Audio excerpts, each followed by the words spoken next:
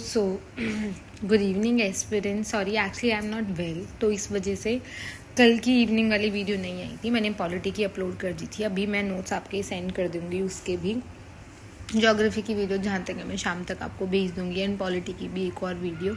थोड़ी सी बस अभी मैंने मेडिसिन वगैरह ली है, तबीयत ठीक हो जाए।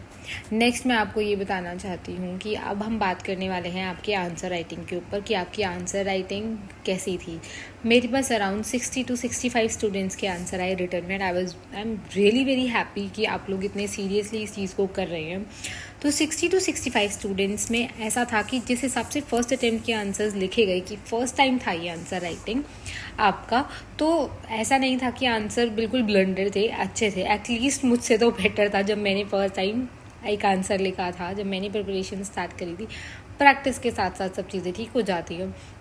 2 आंसर्स बहुत ही अच्छे थे, ठीक है। 2 आंसर्स तो मुझे वाकई में ही बहुत अच्छे लगे। उन्होंने बिल्कुल परफेक्ट क्या यूपीएससी डिमांड करती है, एक इंट्रोडक्शन के साथ, एक बॉडी के साथ, एक कंक्लूजन के साथ, diagram included, and I like it very much. तो एक आइडल आंसर के लिए हमें क्या चाहिए होता है? देखो, अब हमारा मेन क्वेश्चन आता है कि हम आंसर राइटिंग स्टार्ट करें, तो आंसर राइटिंग में हम फर्स्ट थिंग क्या स्टार्ट करेंगे, वो होना चाहिए हमारा इंट्रोडक्शन। कोई भी क्वेश्चन को सिर्फ सेम टू सेम अपने नोट्स में से उतार के मत लिखिए।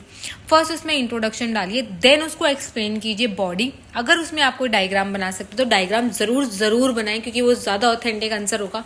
अगर उसके रिलेटेड कोई करंट अफेयर है जिसके बारे में अभी बात चल रही हो, अगर आप वो करंट अफेयर इंक्लूड करते हैं तो आपका आंसर ऑथेंटिक होगा, अच्छा होगा आपका आंसर, फिर आपको उसमें मार्क्स ज्यादा आने के चांसेस है। देन लास्ट आ जाता है आपका कंक्लूजन। अगर उसका कोई कंक्लूजन है, या फिर अगर सपोज आप कोई पॉलिसी के बारे में बात कर रहे हैं, तो अगर उसमें कुछ ड्रॉबैक्स है तो उसके ड्रॉबैक्स भी लिखिए, उसमें अच्छाइयाँ भी लिखिए। अगर नॉर्मल जो मैंने ज्योग्राफी का क्वेश्चन दिया है वो था, क्योंकि कोई करंट अफेयर नहीं उसमें, तो आप इंट्रोडक्शन पहले आप एक्सप्लेन करेंगे अर्थ है क्या, हमारे अर्थ को आने में, इवॉल्व होने में कितना टाइम लगा एवोल्यूशन में, ये आपका हो जाएगा इंट्रोडक्शन। जस्ट 2 to 3 लाइन्स में अपना इंट्रोडक्शन खत्म करिए। नेक्स्ट आप अपनी वो लिखेंगे, नेक्स्ट उसमें आप एक्सप्लेन करेंगे जो मैंने आपको बताया कि अर्थ हमारा क्या फेल्ट करता है, मतलब क्या प्रोसेस होते हैं हमारे अर्थ के अंदर और बाहर, जो मैंने आपको बताया था। और फिर उसका रिजल्ट क्या होता है, रिजल्ट में फिर आप वो एक्सप्लेन करेंगे आपका अर्थ को एंड योर वोल्केनो, ठीक है। और जो फिर ये विंड बाहर का, क्योंकि मैंने आपको दोनों चीज़ें एक्सप्लेन करने के लिए बोली थी लेकिन आपने नहीं की, और यही चीज़ें आपको सीखनी है कि विंड से जो इरोजन होता है, मतलब जो पूरा चैप्टर था ना आपका वो इस क्वेश्चन में आ जाता, अब वो आपके ऊपर था, आप उनको 2 लाइन में कैसे एक्सप्लेन करते। बस यही थोड़ा ड्रॉबैक था। हाँ, जो 2 आंसर्स थे उनका मुझे बॉडी अच्छा लगा, इंट्रोडक्शन था, कंक्लूजन था और ये चीज़ थी, लेकिन कंप्लीट आंसर किसी का भी नहीं था, एक आइडल आंसर नहीं था। मैं एक कॉपी आंसर की अपलोड करूंगी, आप उसमें देख लेना, ठीक है। तो आपको पता चल जाएगा कैसा आंसर था for Hindi medium and for English medium both, ठीक है।